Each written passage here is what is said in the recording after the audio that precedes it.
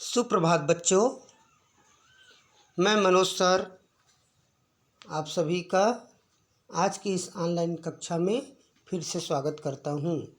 आज हम रुचिरा भाग 2 कक्षा 7वीं से तृतीय पाठ स्वावलंबनम पाठ पढ़ेंगे। स्वावलंबनम पाठ पढ़ेंगे।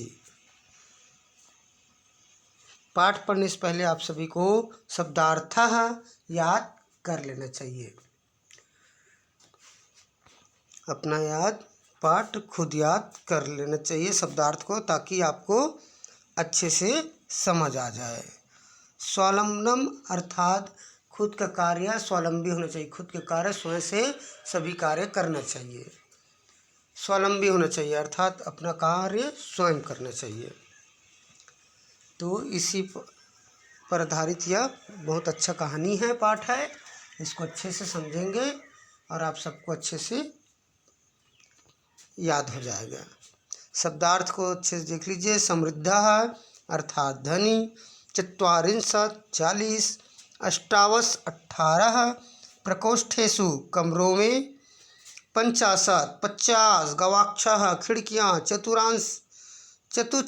चतुश्चत्वारिंशत् 44, षट्त्रिंशत् 36, कृषक दंपति किसान पति और पत्नी। तो आइए हम पाठ शुरुआत करते हैं। तृतीय पाठः स्वावलंबनम।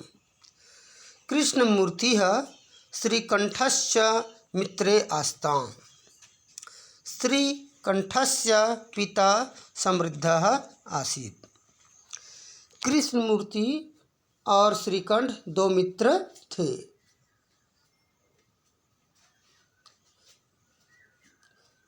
दो फ्रेंड थे, दो दोस्त थे। श्रीकंठस्य पिता समृद्ध आसीत्।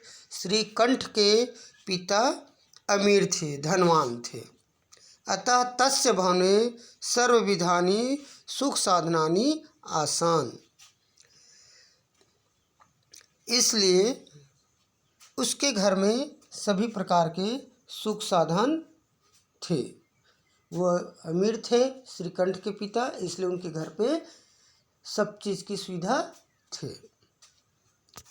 तस्मिन् विशाले भवने, उसके बहुत बड़े घर पे, 44 स्तंभा आसन, 44 खंभे थे। मतलब जो मुड़कियाँ बोलते हैं ना घर पे, वो 44 खंभे थे उसके घर में। तस्य अष्टादश प्रकोष्ठेषु 50 गवाक्षः, चतुश्चत्वारिंशत् द्वाराणि, 36 विद्युत व्यंजनानि च आसन्। उसके विशाल घर में क्या थे? 40 खंभे थे। उसके 18 कमरों में 50 खिड़कियाँ थी। गवाक्षः अर्थात खिड़कियाँ। तो उसके घर में क्या है? 18 क्या थे? कमरों में 50 खिड़कियाँ थी और 44 खिड़कियाँ थी और 36 विद्युत व्यंजनानि च आसन्। विद्युत व्यंजनानि अर्थात पंखे। विद्युत व्यंजनानि अर्थात पंखे। तो 36 बिजली के पंखे थे। 36 बिजली के पंखे थे। तत्र 10 सेवकाः निरन्तरं कार्य कुर्वन्ति स्म। 10 सेवकाः अर्थात उनके घर में 10 नौकर हमेशा निरंतर उसके घर पे काम करते थे। लेकिन उसके विपरीत थी। देखो, उनके दोस्त थे मित्र कृष्णमूर्ति है, माता पिता च निर्धनौ कृषक दंपति है। निर्धनौ अर्थात गरीब। कृष्णमूर्ति के जो माता पिता थे वे गरीब और कृषक दंपति थे, किसान थे वे दोनों। उनके माता और पिता किसान से। तस्य गृहम् आडंबर विहीनम साधारणश्च आसीत्। उनका घर बिना दिखावे से रहित और साधारण था। उनका घर, कृष्णमूर्ति के घर कैसा था? बिना दिखावे के और साधारण था।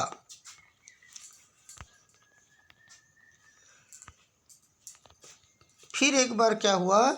एकदा श्रीकंठः तेन सह प्रातः 9 तस्य गृहम् आगच्छत्। एक बार श्रीकंठ उसके कृष्णमूर्ति के घर प्रातः 9 बजे उसके घर गए। कृष्णमूर्ति के घर उसके घर गए। श्रीकंठ कौन थे? कैसा था? अमीर था। और कृष्णमूर्ति कैसे थे? गरीब थे। अब एक दिन क्या हुआ? श्रीकंठ कृष्णमूर्ति के घर सुबह 9 बजे उसके घर गए। प्रातः 9 सुबह 9 बजे। तत्र कृष्णमूर्ति तस्य माता पिता च स्वशक्त्या श्रीकंठस्य आतिथ्यम् अकुर्वन्। वहाँ कृष्णमूर्ति और उसके माता पिता ने अपनी शक्ति के अनुसार श्रीकंठ का अतिथि सत्कार किया। जितना हो सके अपनी तरफ से उनका वेलकम किया, अतिथि मेहमान नवाजी किए, सत्कार किए। एतद् दृष्ट्वा श्रीकंठः अकथयत्।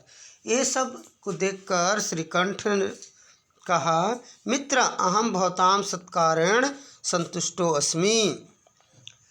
दोस्त, मित्र, मैं आपके मेहमान नवाजी से, सत्कार करने से, स्वागत करने पर मैं बहुत संतुष्ट हुआ, मैं बहुत प्रसन्न हूँ। केवलम इदमेव मम दुखम यत् तवे गृहे एको अपि भृत्या नास्ति। बस इस बात का मेरे लिए दुखी हुआ मुझे कि तुम्हारे घर में एक भी नौकर नहीं है, एक भी नौकर नहीं है। भृत्या अर्थात काम करने वाला, भृत्य चपरासी या नौकर, नौकर नहीं है। मम सत्काराय भवतां बहु कष्टम जाताम। मेरे सत्कार, मेरे स्वागत करने में आप लोगों को बहुत कष्ट हुआ, दुख हुआ। मम गृहे तु बहवः कर्मकारा सन्ति। मेरे घर में तो बहुत सारे नौकर हैं। अगला पाठ, इसका शेष भाग हम कल और पढ़ेंगे। इतना ही आज के लिए ये है। आप अच्छे से वीडियो को बार बार रिवाइंड करके देखिएगा और सुनिएगा, और हो सके तो बोल बोल कर पढ़िएगा, और इसके अर्थ को अपने कॉपी में लिखना है। सरलार्थ को, शब्दार्थ पहले लिखना, फिर सरलार्थ को अपने कॉपी में लिखना है। थैंक यू बच्चों।